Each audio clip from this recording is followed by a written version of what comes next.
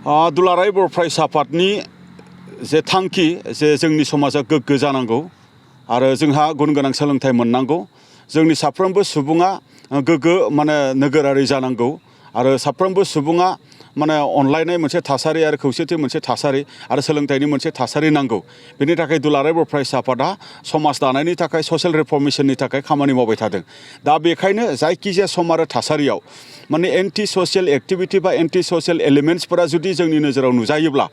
बेखौ गैया खालामनो आरो बेखौ बन्द खालामनो थाखाय दुलाराय फरायसा आफादा खामानि मावबोबाय थादों आरो बे एखे खामानिखौनो चिरां जिल्ला दुलाराय बर' फरायसा आफादा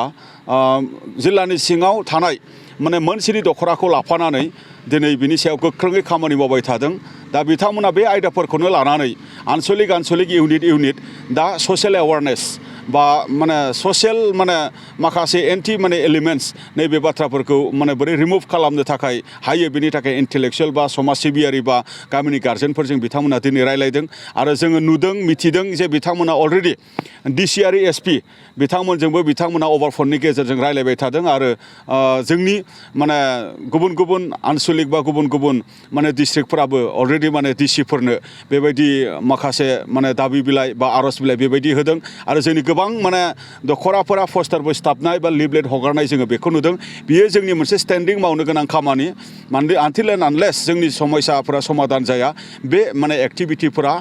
जोंनिया थांबाय थागोन दा बेवहाय जों दुलाराय बर' फरायसा आफाद हिसाबै बेवहाय खुनु पयटे माने कमप्रमाइस खालामनाय नङा आरो बे एखे खामानिखौनो दिनै चिरां जिल्लाजों लोगोसे गुबुन गुबुन जिल्लाफोर बा गुबुन गुबुन दख'राफोरा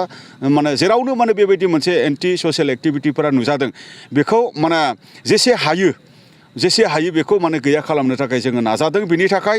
प्रशासननि जोंनो मदद नांगोन बिनि थाखाय जोंनो ल' एन्ड अर्डारनि जोंनो मदद नांगोन बिनि थाखाय जोंनो रायजो राजा दल आफाद आरो सानसुमै बिथांमोननि माने मदद नांगोन आरो जोङो खौसेनो जुदि जोङो गोग्गो समाजखौ जों जुदि लुबैमारदोंब्ला जोङो गमामायैनो बैफोर माखासे एन्टि ससियेल एक्टिभिटिफोरखौ जोङो गावनो माने बेखौ गैया खालामनो थाखाय जोङो सेस्था खालामनांगोन बेखिनि बाथ्रा